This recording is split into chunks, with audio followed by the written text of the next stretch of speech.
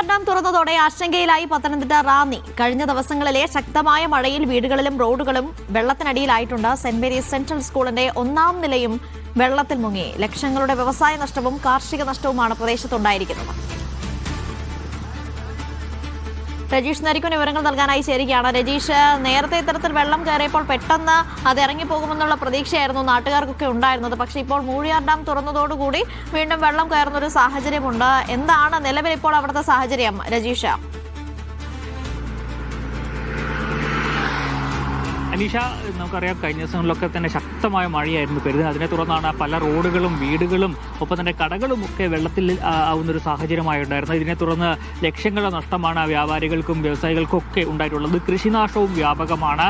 പറക്കാനായ കപ്പയടക്കം ഇതുമായി ബന്ധപ്പെട്ട് ഇപ്പോൾ വലിയ രീതിയിൽ നാശം ഉണ്ടായതായി പലരോടും നാം സംസാരിച്ചപ്പോൾ നമുക്ക് നേരിട്ട് കണ്ടുമൊക്കെ മനസ്സിലാക്കാൻ കഴിഞ്ഞു. പല വ്യാപാരികളുടെയും സാധനങ്ങൾ മുഴുവൻ നശിച്ചു പോകുന്ന ഒരു സാഹചര്യമാണ്. അങ്ങനെ ലക്ഷങ്ങളുടെ നഷ്ടം തന്നെയാണ് ഉണ്ടായിട്ടുള്ളത്. അതിൻ്റെ വലിയ ആഘാതം അവർക്കുണ്ട്. കാരണം തുടർച്ചയായി 3 തവണയാണ് ഇപ്പോൾ ഈ റാന്നി പ്രദേശത്ത് ഇത്തരത്തിൽ വെള്ളം കയറുകയും അവർക്ക് തുടർച്ചയായി വലിയ രീതിയിൽ നഷ്ടമുണ്ടാകുകയും ചെയ്യുന്നു. എന്തായാലും ഇന്ന് ഇവിടെ സ്ഥലത്തെത്തിയ റവന്യൂ വകുപ്പ് മന്ത്രി AP അനിൽകുമാറും PC വിഷ്ണുനാഥും ഒക്കെ വ്യാപാരികളുമായി ഒക്കെ തന്നെ കൂടിക്കാഴ്ച നടത്തി അവരുടെ ആശങ്കകളൊക്കെ തന്നെ കേട്ടു.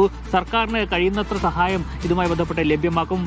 പലിശരഹിത വായ്പകളടക്കം സർക്കാരിൻ്റെ നേതൃത്വത്തിൽ ഇതുമായി ബന്ധപ്പെട്ട വ്യാപാരികൾക്ക് വീണ്ടും കടകൾ തുറക്കാനുള്ള സഹായത്തിൻ്റെ ഭാഗമായി നൽകുമെന്നൊക്കെ തന്നെ ഉള്ള കാര്യങ്ങൾ ഇതുമായി ബന്ധപ്പെട്ട വ്യാപാരികളുമായി മന്ത്രിമാർ സംസാരിച്ചു. എന്തായാലും നിലവിൽ വലിയ രീതിയിൽ ആശങ്ക ഇല്ല എന്ന് നമുക്ക് പറയേണ്ടിയിരിക്കുന്നു. നമ്മൾ ഇപ്പോൾ കാണുന്ന റാന്നി പാലത്തിന് മുകളാണുള്ളത്. ഈ റാന്നി പുഴയിൽ നമ്മൾ രാവിലെ കണ്ട അത്ര വെള്ളം ഇപ്പോൾ ഇല്ല, അല്പം കുറഞ്ഞിട്ടുണ്ട്. നേരത്തെ അല്പം വെള്ളം കൂടിയെങ്കിലും വീണ്ടും കുറഞ്ഞു. നേരത്തെ സൂചിപ്പിച്ചപ്പോൾ തന്നെ മൂഴിയാർ ഡാം തുറന്ന സമയത്ത് അല്പം വെള്ളം ഇത് ഉയർന്നിരുന്നെങ്കിലും ഇപ്പോൾ അല്പം കുറവ് സംഭവിച്ചിട്ടുണ്ട്.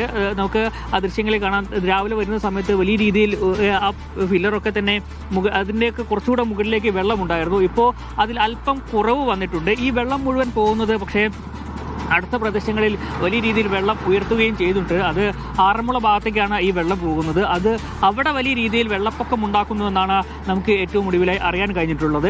എന്തായാലും ഇപ്പോൾ റാന്നി ഭാഗത്ത് പല പ്രദേശങ്ങളിലും വെള്ളത്തിലും വീടുകളിലും ഒപ്പം തന്നെ റോഡുകളിലും ഒപ്പം തന്നെ സ്കൂളുകളിലും ഒക്കെ തന്നെ വെള്ളം കയറിയിട്ടുണ്ട്. നമ്മൾ നേരത്തെ പോയ സമയത്ത് സെന്റ് മേരീസ് സെൻട്രൽ സ്കൂളിൻ്റെ 1-ാം നില മുഴുവൻ വെള്ളത്തിൽ മുങ്ങിയ അവസ്ഥയാണുള്ളത്. ഗ്രൗണ്ടും ഒപ്പം തന്നെ 1-ാം നിലയിൽ മുഴുവൻ വെള്ളം കയറിയ ഒരു സാഹചര്യം തന്നെ ഉള്ളത്. പക്ഷേ അത് ഈ വെള്ളം ഒഴിയുന്നതോടുകൂടി അതിൽ നിന്നും വെള്ളം കുറയുകയും 2 ദിവസത്തിനുള്ളിൽ തന്നെ പൂർണ്ണമായും വെള്ളം വലിഞ്ഞു പോകും എന്നാണ് നമ്മൾ സംസാരിച്ച സമയത്തൊക്കെ തന്നെ വ്യക്തമായിട്ടുള്ളത്. എന്തായാലും നിലവിൽ റാന്നിയിൽ വലിയ ആശങ്കപ്പെടുത്തുന്ന സാഹചര്യമില്ല. കഴിഞ്ഞ ദിവസങ്ങളിൽ വലിയ രീതിയിൽ വെള്ളം കയറിയ ഇടങ്ങളിലൊക്കെ തന്നെ ഇപ്പോൾ ശുചീകരണ പ്രവർത്തനങ്ങൾ വിവിധ സന്നദ്ധ സംഘടനകളുടെ നേതൃത്വത്തിൽ തന്നെ നടന്നു വരികയാണ്. അവരൊക്കെ ഈ കടകളും ഒപ്പം തന്നെ ടൗണും ഒക്കെ ശുചീകരിക്കുന്ന പ്രവർത്തികൾ പലരും നടത്തിക്കൊണ്ടിരിക്കുകയാണ്.